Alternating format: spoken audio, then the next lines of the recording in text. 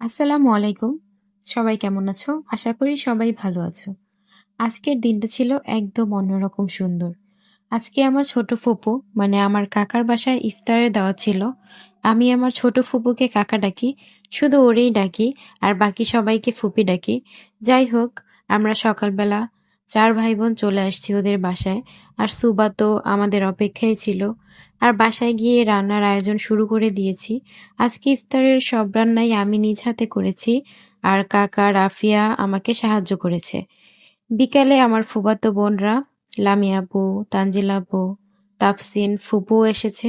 বাসাটা একদম হাসি আড্ডায় ভরে গেল। ইফতারের সময় যখন সবাই একসাথে বসে গেলাম, তখন মনে হচ্ছিল এই ছোট ছোট মুহূর্তগুলোই আসলে জীবনের সবচেয়ে বড় সুখ। এক টেবিলে সবাই মিলে দোয়া করে ইফতার করার এই অনুভূতিটা সত্যিই আলাদা।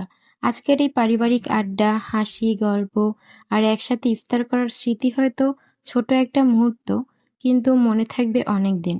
আসলে পরিবার একসাথে থাকলে সাধারণ একটা ইফতারও হয়ে যায় একদম বিশেষ একটা দিন। আজকের দিনটা ঠিক তেমনই ছিল, ভালোবাসা আর আপন মানুষে ভরা একটা সুন্দর সন্ধ্যা। আলহামদুলিল্লাহ, এমন একটা ইফতার আমাদের সবার কাছে খুব ভালো লেগেছে। আর আজকের দিনটা ভোলার মতো নয়, সবাই খুব আনন্দ করেই কাটিয়েছি।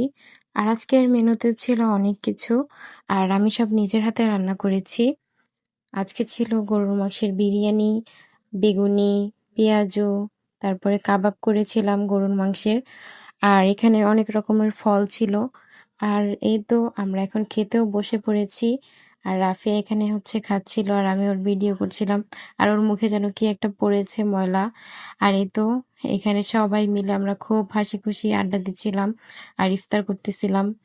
আর এই তো আমিও একটু খেয়েছিলাম লাস্টে, বেশি খেতে পারিনি। আবার সবাইকে দই দিয়ে দিচ্ছিলাম খাবারের লাস্টে। আর দই খেলে একদম হচ্ছে পরিপূর্ণ একটা খাবারটা হজম হয় ভালো।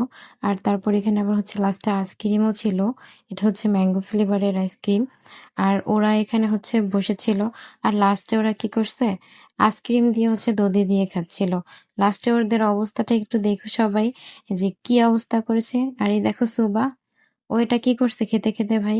যাই হোক, আজকের ভিডিওটা এই পর্যন্তই। সবাই ভালো থাকবা। আল্লাহ হাফিজ। আসসালামু আলাইকুম।